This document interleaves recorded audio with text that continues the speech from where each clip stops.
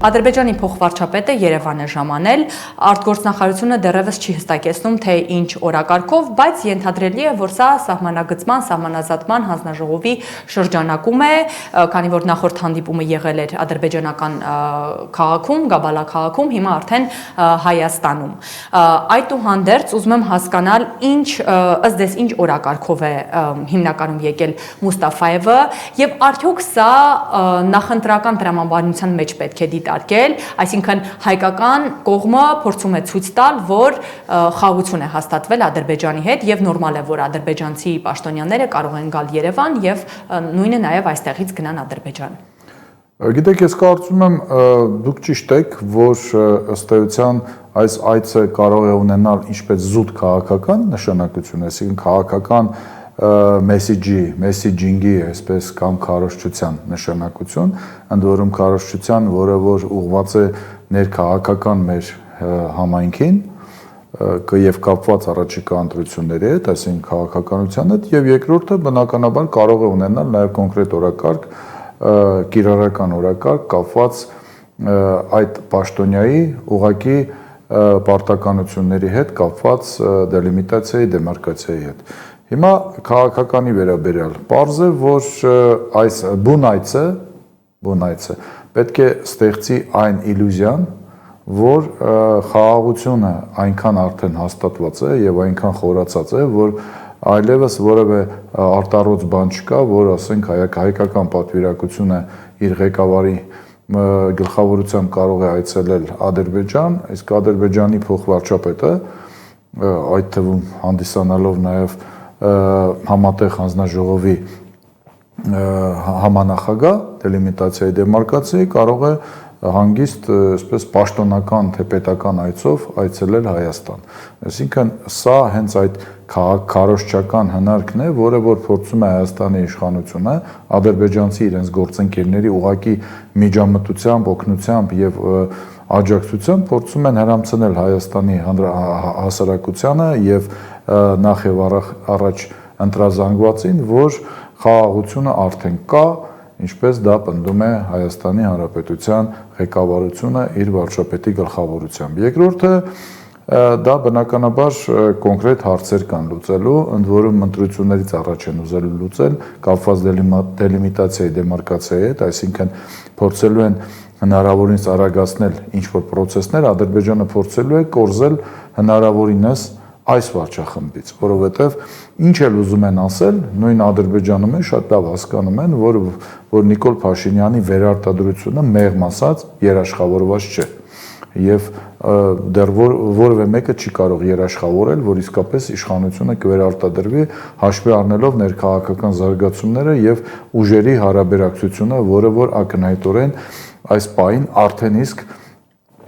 Նիկոլ Փաշինյանի կողմ չէ ընդհանուր առմամբ։ Այսինքն կարծում եմ Ադրբեջանը փորձում է, քանի դեռ Նիկոլ Փաշինյանը, ինչպես ասում են, ձիու վրա նստած է, քանի դեռ ինքն է ստորագրում ինչ-որ փաստաթղթեր, փորձել այս ժամանակահատվածում, այս կարճ մնացած ժամանակահատվածում 1.5 մաքսիմում 2 ամսվա ընթացքում ստանալ այն, ինչ որ հնարավոր է այս ադմինիստրացիայից, հետագայում պարզ կլինի անգամ այս ադմինիստրացիան բնականաբար տեմպերը կավելանան եւ զիջումների եւ նվաճումների, մի կողմից զիջումների, մյուս կողմից Ադրբեջանի կողմից նվաճումների, իսկ եթե այդպես չլինի, ապա գոնե կֆիքսեն հիմա այն ինչ որ կարողանան անել։ Այդ զիջումները ինչ որ քաղաքական խոստումներ, թե նկատի ունեք հենց տարածքային զիջումներ։ Ես չեմ կարծում, որ այդ զիջումները զուտ քաղաքական խոստումների մասին է, որովհետեւ քաղաքական խոստումները արդեն եղել են։ Ամենախոշոր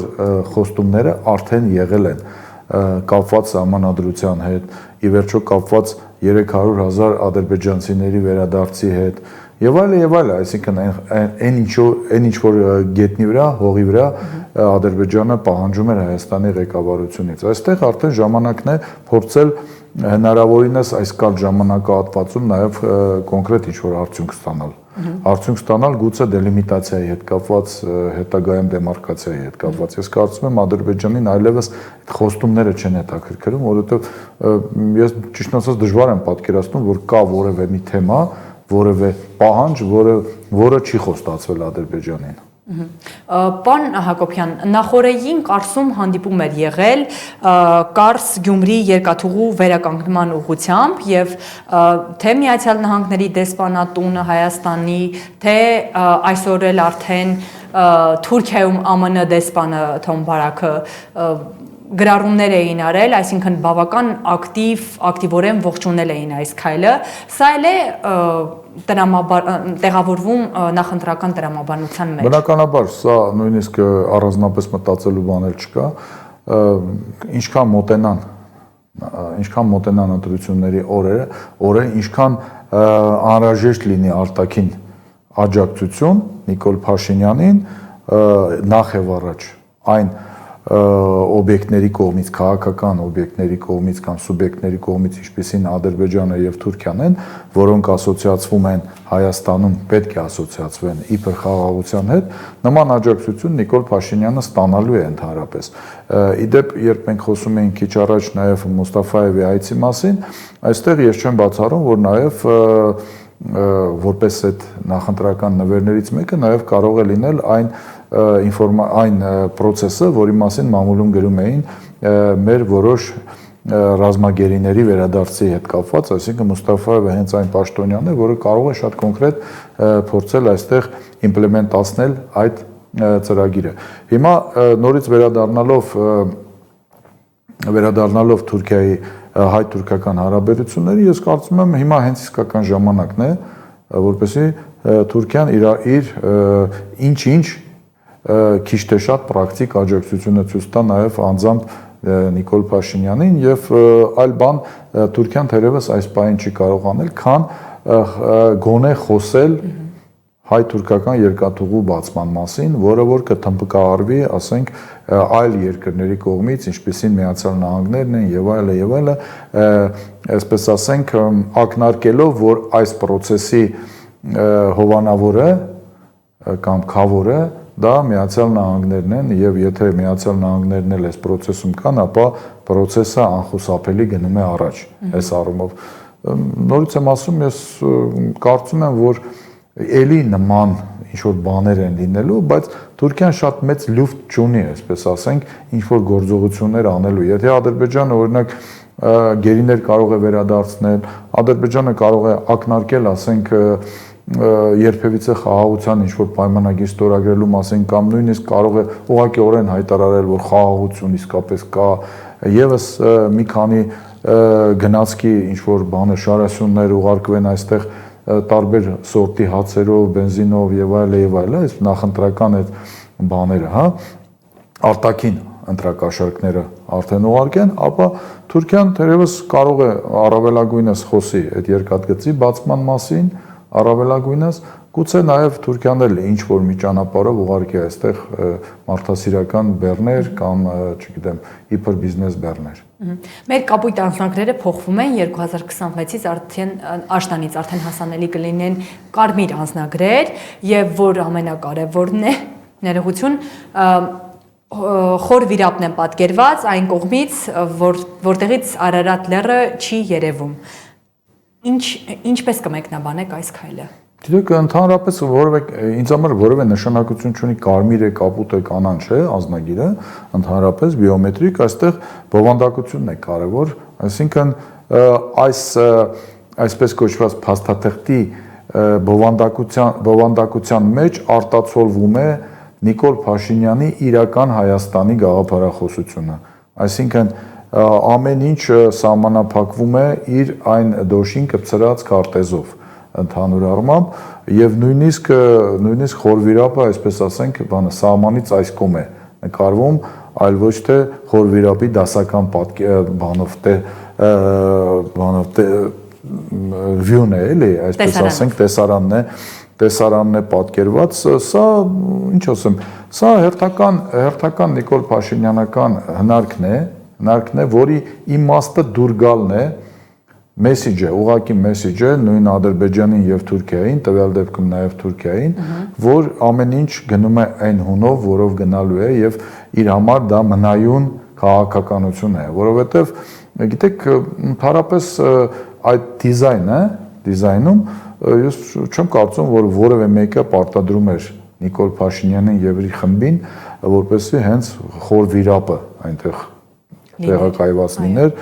լիներ եւ այլը, որովհետեւ այս իշխանությունը ընդհանուր առմամբ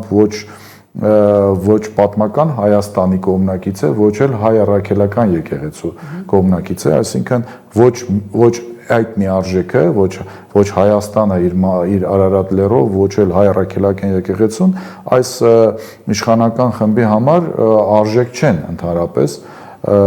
ոչ քաղաքական, ոչ մարդկային, ոչ ազգային արժեք են, այս առումով իրենք դա կարող է ինչ լիներ, այսինքն մի այլ եկեղեցի լիներ, որը որ կապ չուներ պարզ ասած սահմանի հետ, բայց այստեղ հատուկ է այդ ամեն ինչը արվել, որպեսզի արտաքին պատվիրատուներին եւս մեկ անգամ հավաստիացնեն, որ ամեն ինչ գծի մեջ է, այն ինչի մասին պայմանավորվել են, այն ինչ որ պատվիրվել է կատարվելու է, մյուս կողմից ներքին լսարանին փորձում են եւս մեկ անգամ նվաստացնել, եւս մեկ անգամ հրամցնել այն գաղափարը, որ այլևս իրենք այն Հայաստանում չեն ապրելու, որտեղ ծնվել են, այլ այն Հայաստանում, որը որ Նիկոլ Փաշինյանի պատկերացրած երկիրն է։ Եվ ամփոփելով Փաշինյանն ասում է, որ նոր անձնագրերը կարևոր են նաև Եվրոպական միության հետ վիզաների ազատականացման գործընթացը ավարտին հասցնելու համար։ Ճիշտ ենք հասկանում, որ սա կրկին նախընտրական քարոզչություն է մեր հայրենակիցներին ցույց տալու, որ Հայաստանը շարժվում է դեպի Եվրամիություն։ Գիտեք, պարզ է, որ եթե դու ուզում ես վիզաների ազատականացում անես, ապա կա որոշակի պրոտոկոլ, որոշակի ալգորիթմ քայլերի, որոնք պետք է երկիրը անի, որպեսզի Եվրամիության համար դա ընդունելի լինի եւ Եվրամիությունը սկսի համարի, որ երկիրը քիչ թե շատ պատրաստ է եւ այսպես ասենք փորձի վավերացնի։ Բայց ոչ անձնագիր փոխելը, չէ՞։ Անձնագիրը դա էլեմենտներից մեկն է, այսինքն դու պետք է ունենաս բիոմետրիկ անձնագիր, դա Եվրամիության պահանջն է, որպեսզի այդ բոլոր տվյալները կարողանան, այսպես ասենք, հավաքագրել, բոլորը կոնսոլիդացնել մեկտեղ եւ կառավարեն process-ը։ Սա օբյեկտիվ է, այսինքն դա կարող է լինել, դա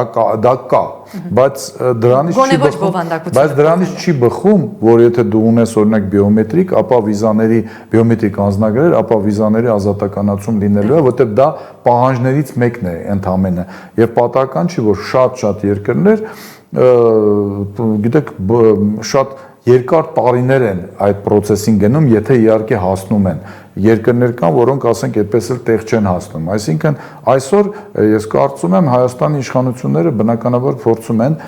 Եվրամիության գործոնը, Եվրամիություն անունը օգտագործել, որպեսզի մարդկանց մոտ այն հույսերը արթնացնել, որ իրենք կարող են ժամանակի ընթացքում ազատ ճամփորդել, այսինքն վիզաների ազատականացում իբր թե կլինի այս առումով։ Ես չեմ բացառում, որ այս մայիսի 4-ին Հայաստանում անցկացվող Եվրոպական համայնքների այդ գագաթաժողովում էլ ինչ որ խոստումներ բավականին բարձրաստիճան եվրոբյուրոկրատների կողմից կլինեն, խոստումներ, որ տեսանելի ապագայում դա կարող են, դա նույնպես մեսիջ է լինելու ընտրողներին, հույսեր են ներշնչելու ընտրողների մոտ, որ իբր Հայաստանը շարժում է դեպի Եվրամիություն, բայց սա նույնպես արտաքին աշխարհից եկող ընտրակաշարք է, բայց ընտրակաշարքի խոստում ընդամենը, որովհետև սա նույնիսկ ընտրակաշարք չէ, այլ խոստում են վաճառում, հույս վաճառում։